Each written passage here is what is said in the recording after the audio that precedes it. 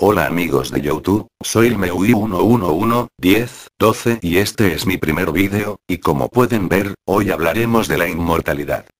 El deseo de la vida eterna o de permanecer siempre joven ha atormentado a la humanidad desde el momento en que descubre que se es mortal. ¿Por qué se tiene que morir uno?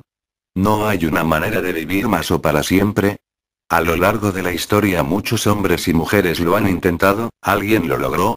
En culturas primitivas la sangre de animales siempre ha sido el portador de sus cualidades, por eso beberla las transfería al hombre.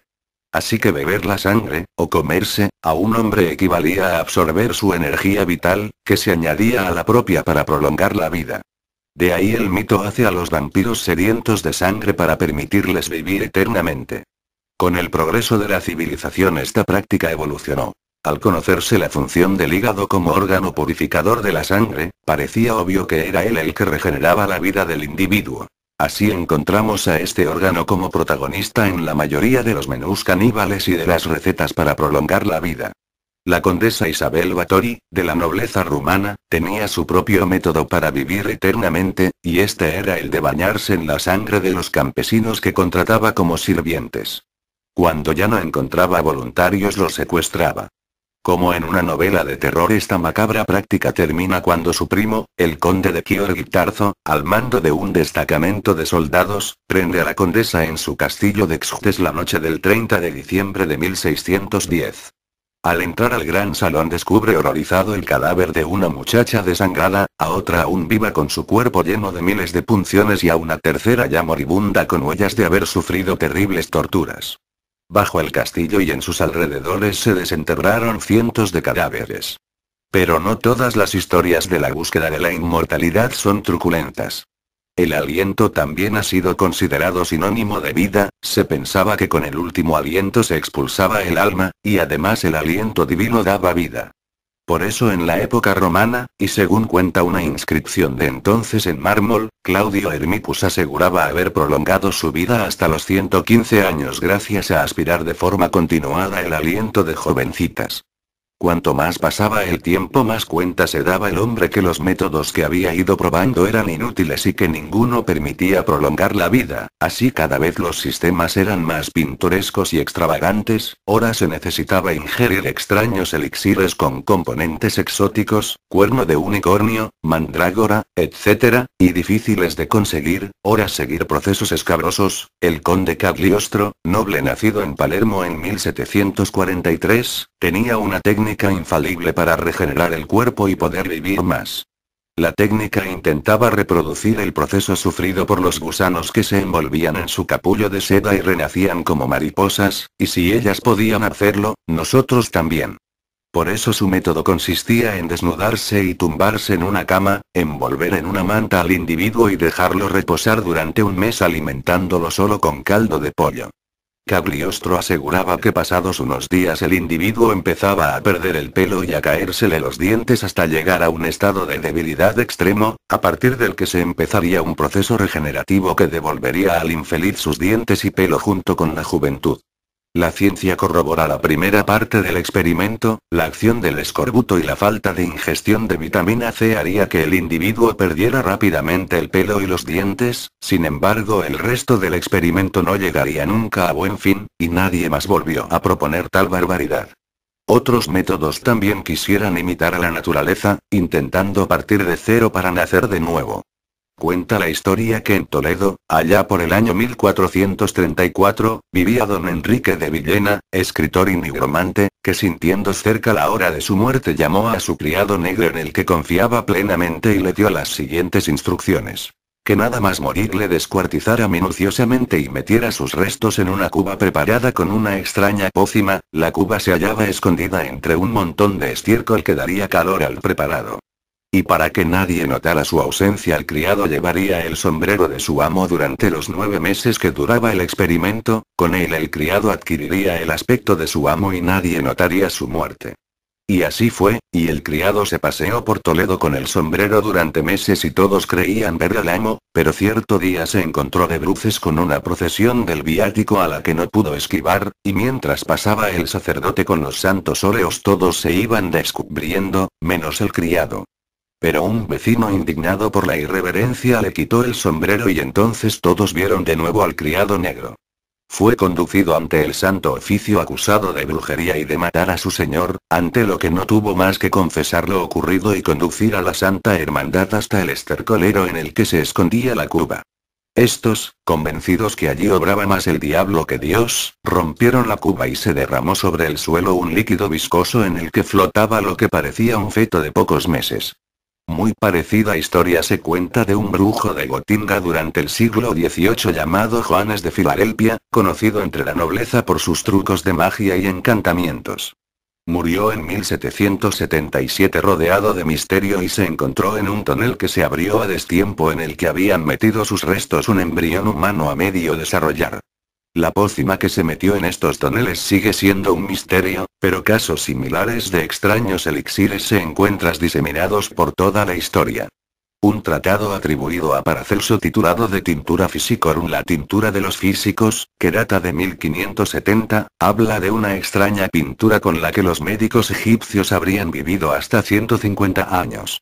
Si bien es cierto que en la Edad Media comienzan a venderse elixires milagrosos de manera ambulante por todos los rincones de Europa, también es la época en la que la alquimia florece para transformarse más tarde en química.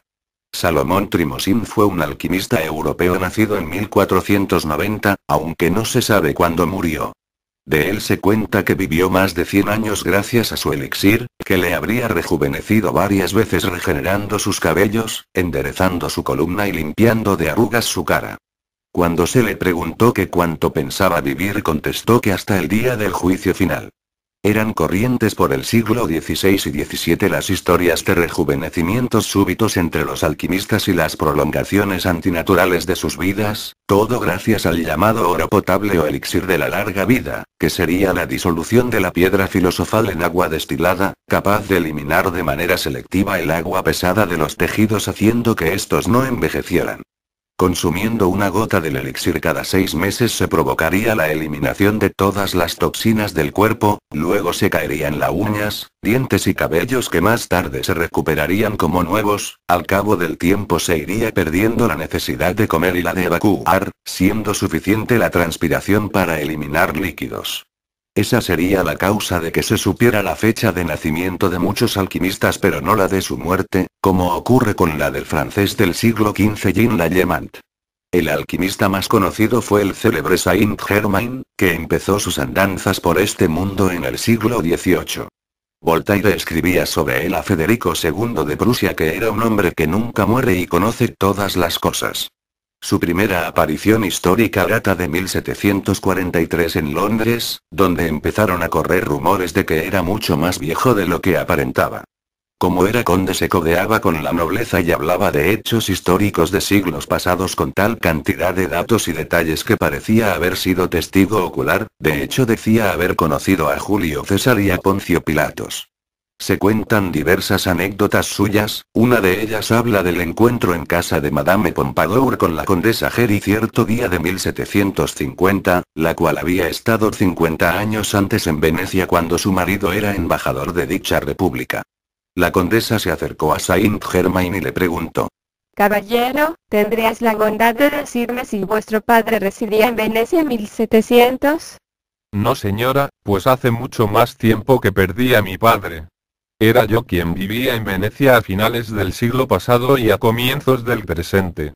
Tuve entonces el honor de haceros la corte y vos tuvisteis la bondad de elogiar algunas barcarolas compuestas por mí que cantábamos juntos. Perdonad mi franqueza, pero eso no es posible. El conde Saint-Germain de entonces tenía 45 años y vos no representáis más edad en estos momentos. Señora, contestó esbozando una sonrisa, soy mucho más viejo de lo que suponéis. Según esa cuenta, deberías tener más de 100 años. Es posible que los rebase. Los que conocieron al conde notaron que nunca aparecía cansado, que jamás se le veía comer ni beber a pesar de los innumerables banquetes a los que asistió y nunca se interesó sexualmente por las mujeres. La fecha oficial de su muerte es la de 1784, en el castillo del landgrave de Carlos de S. Cassel, y en ausencia de este. Muchos dicen no tener pruebas de su fallecimiento.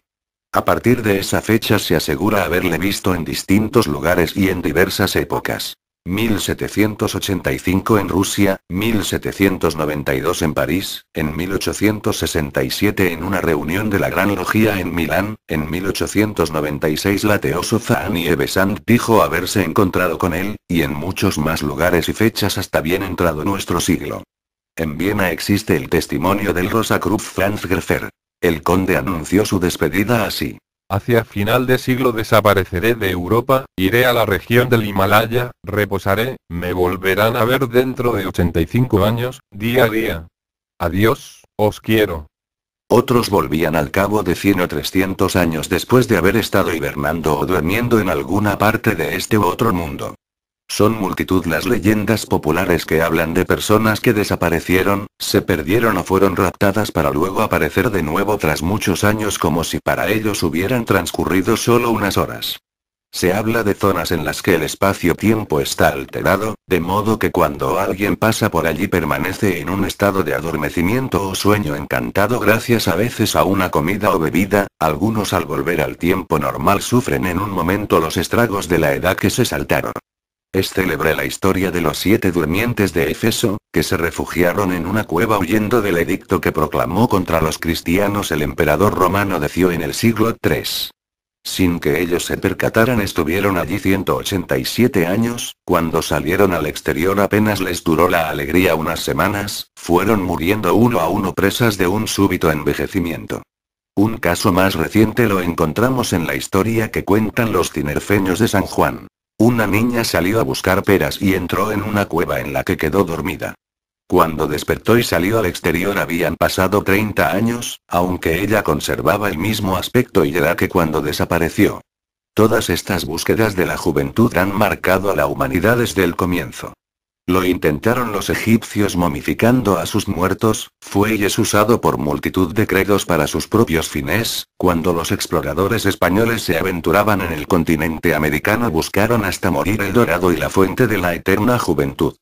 Con la llegada de la ciencia se empezó a buscar una solución más modesta que vivir siempre, y era la de retrasar la muerte o aparentar juventud. Así nacieron los cosméticos y progresó la medicina moderna.